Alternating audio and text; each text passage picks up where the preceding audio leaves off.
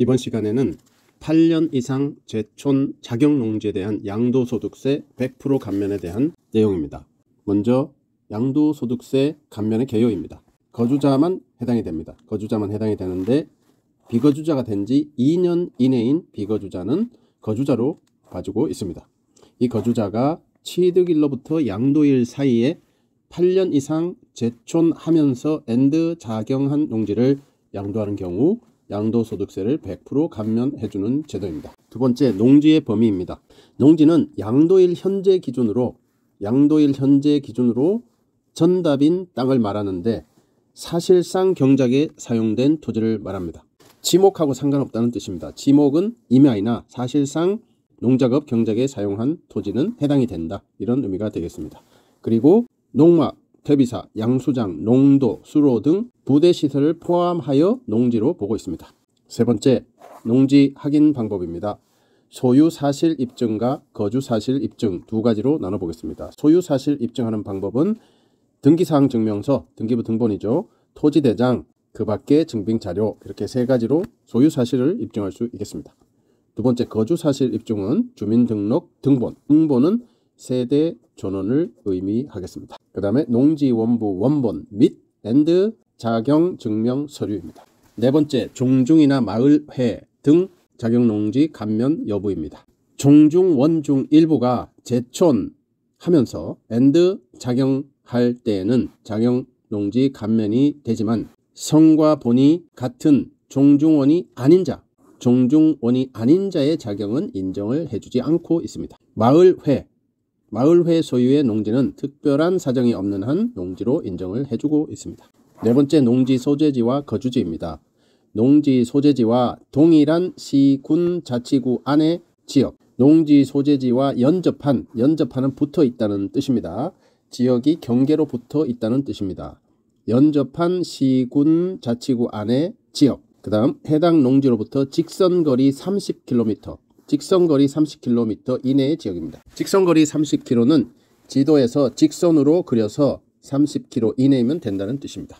여섯 번째, 작용기간 계산입니다. 작용기간의 계산에서 작용이란 두 가지 의미로 나눠서 설명드릴 수 있겠습니다. 첫 번째, 거주자가 소유 농지에서 농작물의 경작 또는 다년생 식물의 재배에 상시 종사하거나, 두 번째, 농작업의 50% 이상을, 절반 이상을 자기의 노동력에 의해 자기의 땀방울로 경작이나 재배하는 것을 말합니다. 여기서 작용이라는 것은 직접 경작을 의미합니다. 직접 경작은 직접적인 자신의 노동력을 투입해야 된다는 뜻입니다. 자기가 땀 흘려 일해야 된다, 이런 뜻입니다. 그렇기 때문에 회사를 만들어서 회사를 운영하는 농업 경영인은 작용으로 봐주지 않는다, 이런 의미가 되겠습니다. 일곱 번째, 제촌 작용 제외 기간입니다. 제촌 작용을 하더라도 다음과 같은 경우는 제촌 작용 8년의 기간에서 기간 제외가 된다는 사실 참고하시기 바라겠습니다. 두 가지입니다. 첫 번째는 사업소득 금액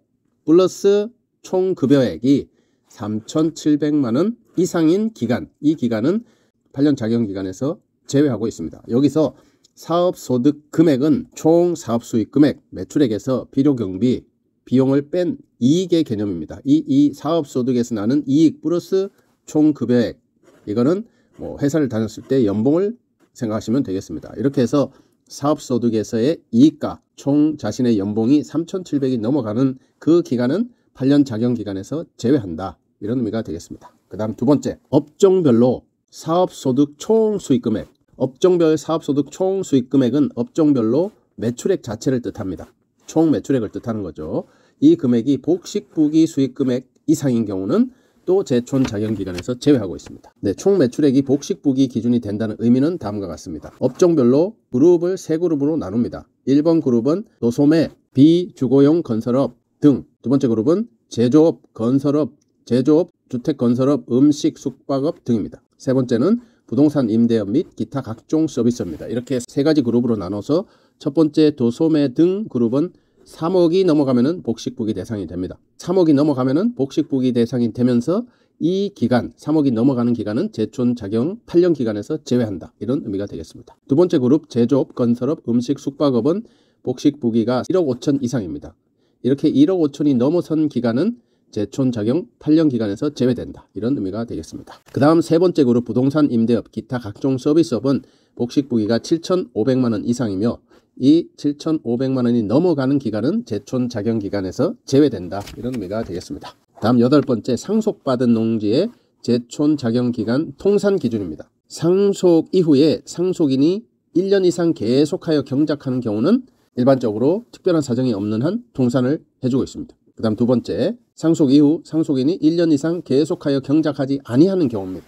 이 경우는 1년 이상 경작을 계속하지 않은 경우는 상속인이 상속일로부터 3년 내에 양도하는 경우에 한하여 통산을 해주고 있습니다. 또한 3년 내에 개발 예정지구로 지정이 되어서 수용이 되는 경우도 3년 내에 개발 예정지구로 지정이 되어서 추후에 수용, 협의 매수가 되는 경우도 통산을 해준다는 사실 참고하시기 바라겠습니다. 다음 아홉 번째 증여받은 농지입니다. 증여받은 농지의 작용기간은 어떻게 계산할까요?